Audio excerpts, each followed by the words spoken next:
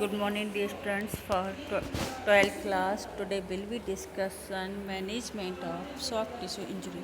हम लोग प्रीवियसली ये डिस्कशन कर चुके हैं कि हमारी जो इंजरी है स्पोर्ट्स इंजरी, वो कहीं ना कहीं हमारे किसी ना किसी ऑब्जेक्ट के डायरेक्टली हिट होने के कारण, इनडायरेक्टली किसी इंजरी होने के कारण या ओवर यूज ऑफ वर्किंग के कारण भी इस तरीके की इंजरी होती है।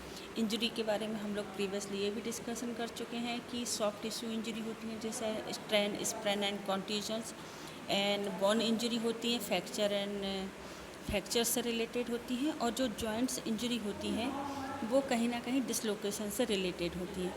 तो बेटा आज हमारा सबसे पहला डिस्कशन है सॉफ्ट टिश्यू इंजरी फॉर कॉन्ट्यूजन्स।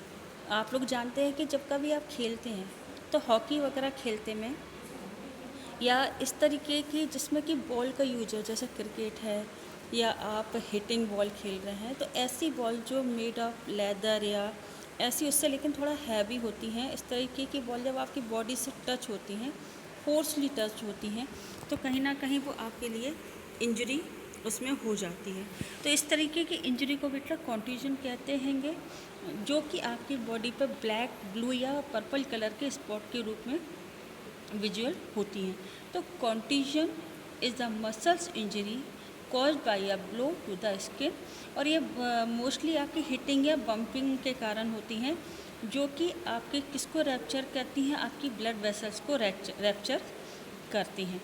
और ये आपके जो स्पोर्ट्स इक्विपमेंट्स हैं उनका प्रॉपर यूज़ ना होने के कारण या उनके सेफ्टी गार्ड्स का प्रॉपर यूज़ ना होने के कारण भी होती हैं। जो इफ़ेक्टेड एरिया होता है उसमें स्वेलिंग हो जाती है, और जो ब्लड होता है, blood and fluid from the damage blood vessels in the muscles into the tissues and it become shift. तो जो होती हैं इन occur most frequently in the sports like that, जैसे रेसलिंग है, बॉक्सिंग है, कबड्डी, इस तरीके की उसमें भी इस तरीके की स्पोर्ट्स इंजरी हो जाती हैं। नेक्स्ट चीज़ आती है कि अब इनका मैनेजमेंट किस तरीके से पॉसिबल है। तो फर्स्ट एड एंड मैनेजमेंट में आप ये है कि आपका जो एरिया है वहाँ पे आपको मोस्टली क्या होगा, वहाँ बहुत पेनफुल एरिया है, स्वेलिंग हो रही होगी, या डिसकलरेक्शन ऑफ द स्किन, आपकी कलर का स्किन जो होता है, स्किन का जो कलर होता है बेटा वो चेंज होने लगता है, वो या तो रेड हो जाएगा या ब्लू हो जाएगा या पर्पल, आपकी ब्रूसेस हो जाएंगी, मार्क हो जाएंगी उस जगह पर। तो ऐसी जगह पे आपको क्या करना पड़ता है, contusion should be the treatment immediately with the ice apply. उस जगह पर आप आइस को क्या करेंगे, रब करेंगे for some duration after short interval, एक जैसे 5 मिनट से 10 मिनट्स तक आप उस जगह को फर्स्टली क्या करेंगे, उस पर्टिकुलर एरिया के ऊपर आपको आइस अप्लाई करनी है। देन एंड उसके बाद उस जगह को आप जो कॉटन क्लॉथ है उससे आप क्लीन अप करिए, फिर अप्लाई करिए, एंटीसेप्टिक क्रीम करिए, जिससे कि जो ब्लीडिंग वाला एरिया जहाँ पे वो आपकी ब्लड वेसल्स रैप्चर हुई हैं, वहाँ पे जो ब्लड का क्लॉटिंग हो गई है, उस जगह को आपकी एंटीसेप्टिक क्रीम के थ्रू कुछ रिलैक्सेशन होगा। And again cold compression after 6 hours, उसके 6 घंटे बाद आपको फिर से कोल्ड कंप्रेस करना होगा बाय आइस के थ्रू। और आफ्टर एंटीसेप्टिक जो है या एंटी फ्लूमेंट्री क्रीम जो अप्लाई करना होगा, जैसे ऑइंटमेंट है, जो कि आपके पेन को और स्वेलिंग को क्या करे, रिड्यूस करे। सेकेंड वन चीज़ आती है कि आफ्टर 2 डेज, 2 दिन के बाद आपको उस पर्टिकुलर एरिया के ऊपर मसाज करनी है, जिससे कि आपकी स्वेलिंग क्या हो जाए, रिड्यूस हो जाए या रिडक्ट हो जाए, जिससे कि आपको रिलीफ मिल सके। नेक्स्ट चीज़ आती है आपके पास अब्रेशन। मोस्टली अब्रेशन वो कंडीशन होती है जिसमें कि आपकी स्किन क्या हो जाती है, छिल जाती है। तो it is the superficial injury to the skin when sometime rub again it does not the permanent repair in then the, ये नॉर्मल एक लेयर होती है जो स्किन के ऊपर एपिडर्मल जो लेयर है वो होती है, रब हो जाती है, जिसके कारण इसमें इस तरीके की कंडीशन डेवलप होती है। Skin and hard on the rough surface के कारण ये भी होती है। एंड उसके क्या होता है कि इसके जो कलर है वो थोड़ा सा ब्लैकिश या ब्लू हो जाता है, और सम टाइम के बाद जो डैमेज एरिया है वहाँ पर मोस्टली इस तरीके की जो वो है, जैसे एल्बो है, नी है या लोअर आर्म, इस तरीके की जगह जो ज़्यादातर अब्रेशन वाली कंडीशन में हमें लोकेटेड होती हैं। इन सब के अलावा एक इम्पॉर्टेंट चीज़ ये है कि अब्रेशन में जो ब्लड की लिटिल ड्रॉप्स हैं वो इस कंडीशन में आपके स्किन के ऊपर आ जाती हैं। Mild abrasion the scraps does not the blood well drop, but abrasion में blood is little drops. Abrasion are common in basketball में, फुटबॉल, हॉकी एंड कबड्डी में इस तरीके की आपको डैमेज मोस्टली मिलती हैं। तो इसमें आपको फर्स्टली क्या करना है कि फर्स्टली आपको ओनली एपिडर्मल इंजरी है ये, और सेकंड डिग्री में क्या होगा, if both epidermis and dermis are involve there is the slight bleeding. अगर आपकी एपिडर्मिस और डर्मिस दोनों ही लेयर हैं तो आपको इसमें ब्लीडिंग जैसी कंडीशन भी हो जाती है। थर्ड डिग्री में क्या होता है कि damage to the subcutaneous layer, आपकी नीचे तक की लेयर ज़्यादा डैमेज हो जाती है जब आप इसको, आपकी इंजरी ज़्यादा हो जाती है। तो इसके लिए सबसे आपको क्या करना है कि किसी भी किसी भी फ्रैक्शन को अवॉइड करना होगा। और सेकंड चीज़ है कि फर्स्टली आप इसको क्लीन अप करें उस पार्ट को बाय डेटॉल्स या एंटीसेप्टिक क्रीम के थ्रू, और एंटीसेप्टिक क्रीम अप्लाई करें।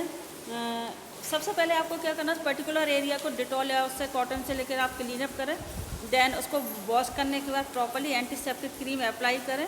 या ऐसे सोप भी आप यूज़ कर सकते हैं जो कि कहीं ना कहीं आपकी इस इंजरी को रिमूव करने में हेल्प करते हैं। मोस्टली क्या होता है कि tissue is into the blood in the sharp object, या शार्प ऑब्जेक्ट के कारण भी हो जाती है।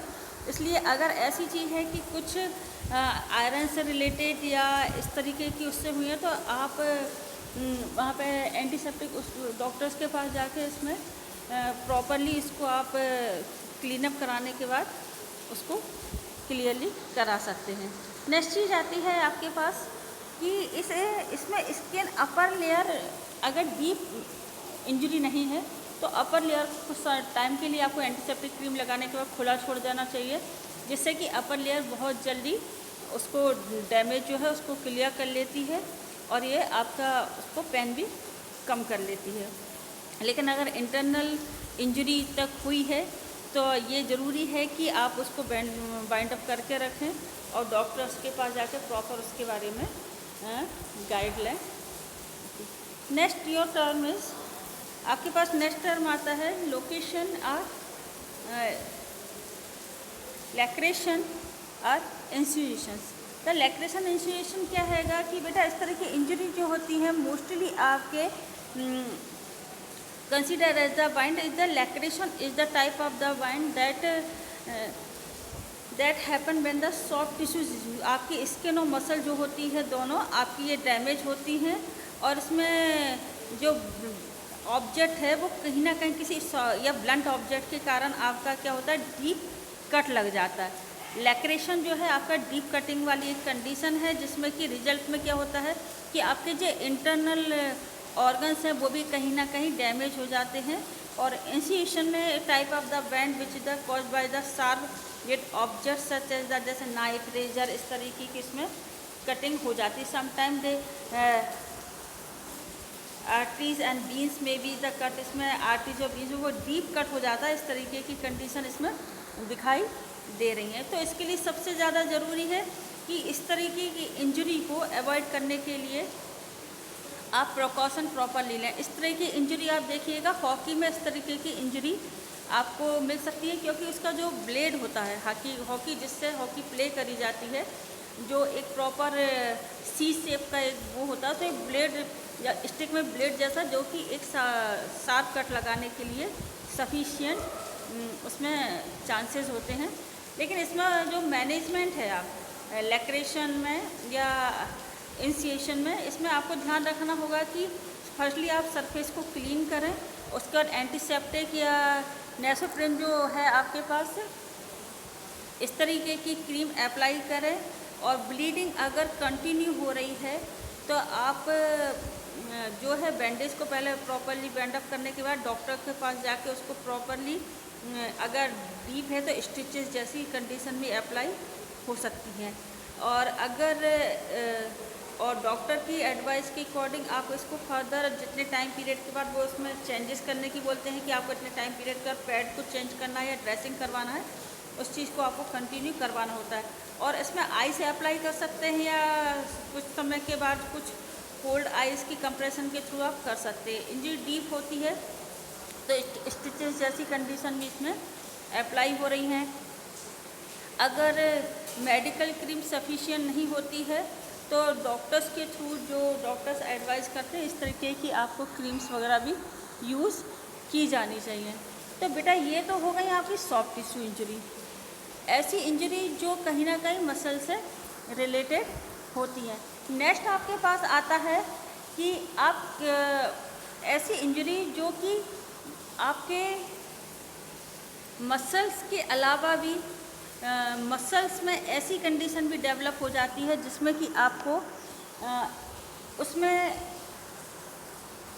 कंडीशन ऐसी डेवलप हो जाती है कि आपकी मसल्स क्रैम्प हो जाती है। क्रैम्प से समझते हो क्या होता है कि आप कहते हैं कि आपने किसी, जैसे आपने थ्रो करा, शॉर्ट पुट को थ्रो करा तो आपकी मसल्स पुल हो जाती हैं, आप कहते हैं।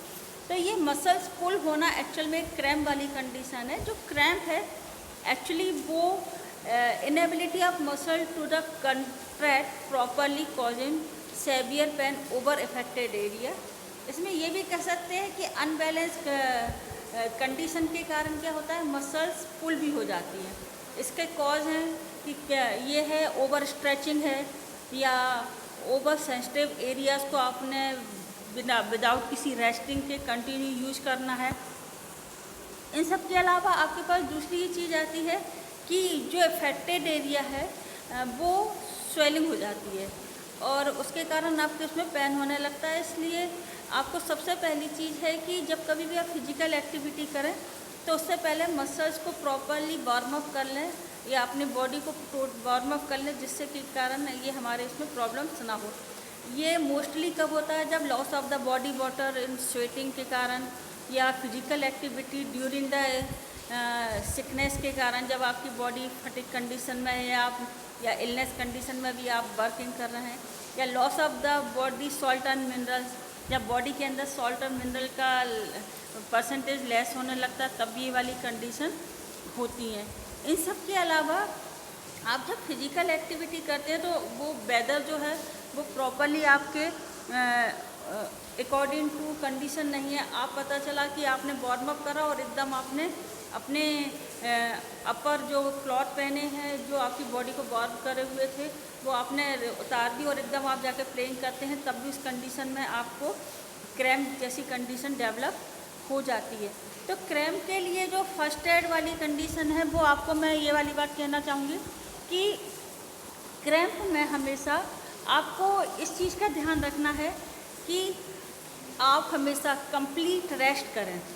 जो भी इफेक्टेड एरिया है उसमें आपको कम्प्लीटली आपको रेस्ट करना चाहिए।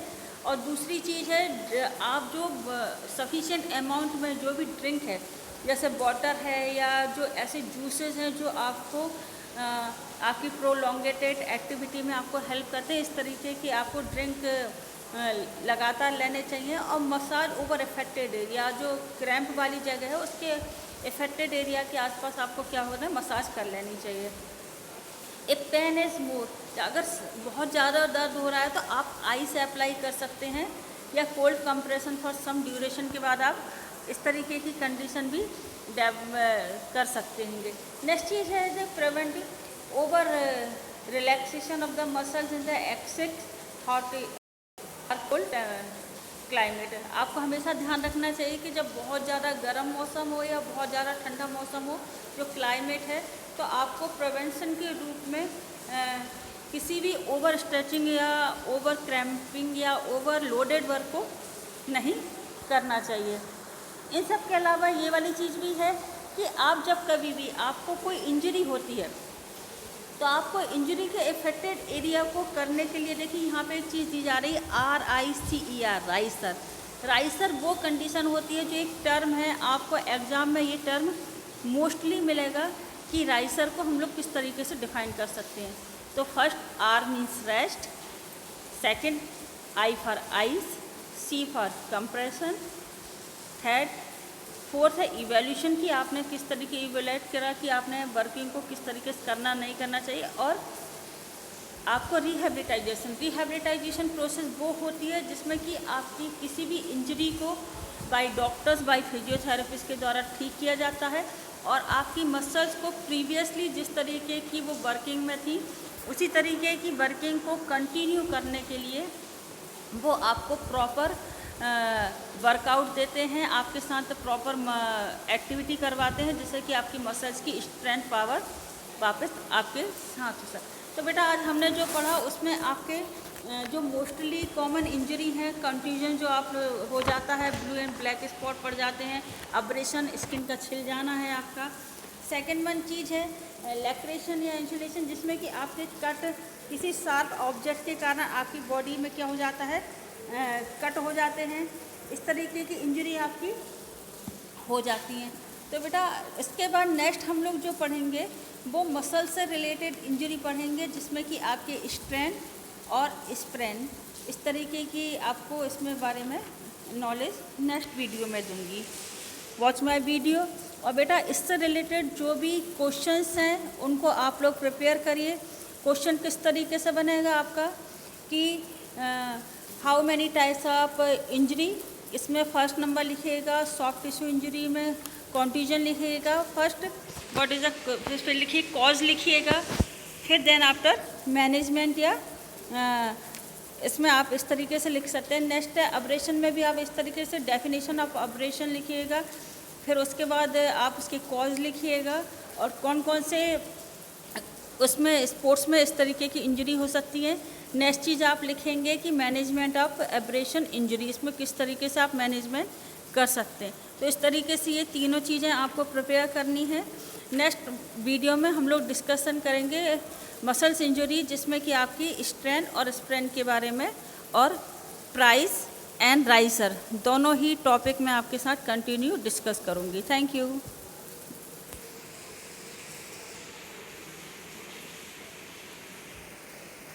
And daily mark your attendance students compulsory for all 25 students. Okay.